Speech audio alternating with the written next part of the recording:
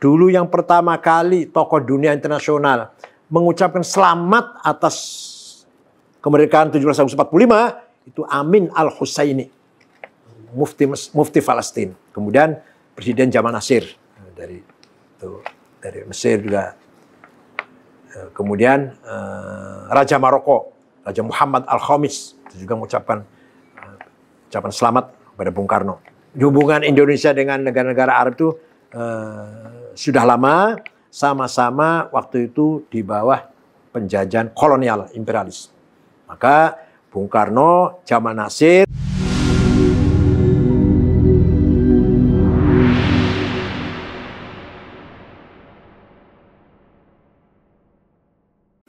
sikap kita jelas seperti sikapnya pemerintah Indonesia sendiri yang sangat tegas, jelas, menentang penjajahan, menentang kezaliman. Tiap hari korban bergelimpangan, berjatuhan, anak kecil, orang tua, ibu-ibu, perempuan.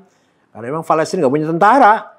Adanya intifadah. Intifadah gerakan masyarakat, lempar-lempar, rame-rame gitulah.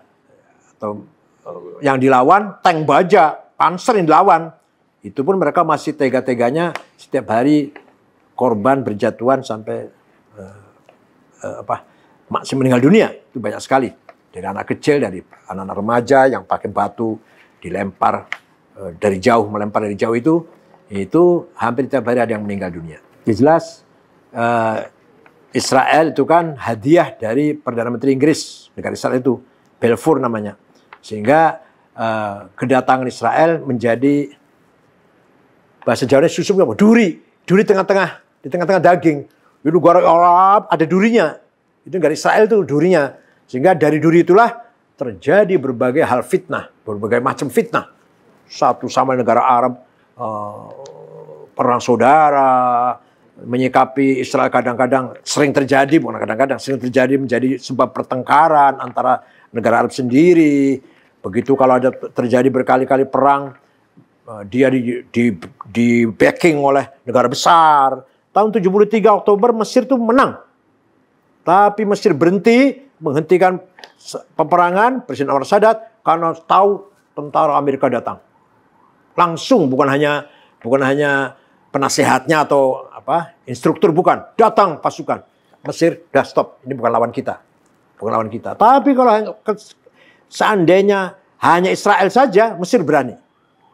Itu pun menang tuh waktu itu. Tanggal 10 Oktober tahun 73. Presiden Anwar Sadat. Jadi malah dulu yang pertama kali tokoh dunia internasional mengucapkan selamat atas kemerdekaan 1745 itu Amin Al-Husaini, mufti Palestina. Kemudian Presiden Jamal Nasir dari Mesir juga. Kemudian Raja Maroko, Raja Muhammad Al-Khamis itu juga mengucapkan ucapan selamat kepada Bung Karno. Jadi hubungan Indonesia dengan negara-negara Arab itu sudah lama, sama-sama waktu itu di bawah penjajahan kolonial imperialis. Maka Bung Karno, Jamal Nasir, dan Presiden Tito dari Yugoslavia membentuk negara non-blok. Itu idenya Bung Karno, Jamal Nasir, dan Tito waktu itu. Dan berperan waktu itu, sangat berperan, sangat disegani berdirinya negara non-blok itu. Kemudian Konferensi Islam Asia Afrika, itu juga Bung Karno mengadakan itu kayak di Bandung. Itu juga sekutu ngeper juga dengan adanya itu. Bagaimanapun kita hargai upaya-upaya yang telah dijalankan oleh Presiden Jamal Nasir, oleh Hafid Assad ketika berhadapan dengan Israel. Walaupun belum sukses atau belum berhasil. Yang kita harapkan senjata yang paling ampuh bagi negara Arab. Bagi negara Arab senjata paling ampuh bukan nuklir. Apa? Bersatu. Wahdatus Shaf. Kalau Arab itu dari Irak sampai Maroko kur menang lawan Israel. Senjata paling ampuh itu, bukan nuklir, bukan bom atom. Coba Arab bersatu, wah, satu sikap. Gak pernah bersatu, negara Arab gak pernah bersatu. Sejak bubarnya khilafah, kemudian negara Arab menjadi state nation itu Itu sekarang akur, besok perang. Nanti akur lagi, nanti perang lagi. Mesir, Libya, Jordan, Suriah, Jordan, Irak, Syria, Irak, Kuwait, nggak pernah akur. Sekarang Saudi, Yaman, siapa bilang? Kelihatan lah. Sikap kita selalu kalau muktamar selalu rekomendasi untuk keluar, pasti bersama. Nggak turun ke jalanan kayak kalangan sebelah. Nggak ada artinya turun jalan, nggak ada artinya, nggak ada, percuma, nggak ada artinya, nggak ada faedahnya. Yang paling berfaedah itu dulu Gus Dur pernah mencoba menjadi juru damai. Beliau masuki Shimon Peres Institute. Bukan Gus Dur berarti simpati pada Yahudi, bukan. Coba sih kayak apa? Ikut nangani perdamaian Israel-Palestina, Israel-Arab. Beliau sampai bergabung dengan Shimon Peres dalam satu institut. Walaupun kedua-duanya meninggal dunia, belum ada hasilnya sih. Shimon Peres meninggal, Gus Dur wafat, belum ada buahnya.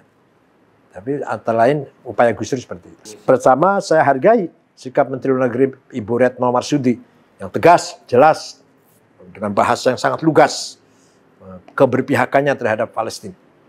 Dan kepada seluruh bangsa Indonesia, tidak semuanya, tidak umat Islam saja, tidak, karena Palestina juga tidak semuanya Islam. Mari kita bersikap, tidak boleh bergeser, kita bersama Palestina untuk merebut haknya.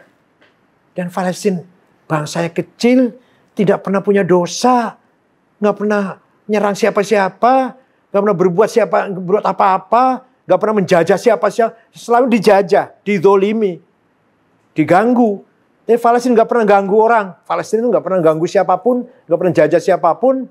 Bangsa kecil, lah kok malah dizolimi terus. Dunia harus ikut bertanggung jawab. Masyarakat dunia internasional harus ikut bertanggung jawab kezaliman yang kita tonton tiap hari menimpa orang-orang Palestina.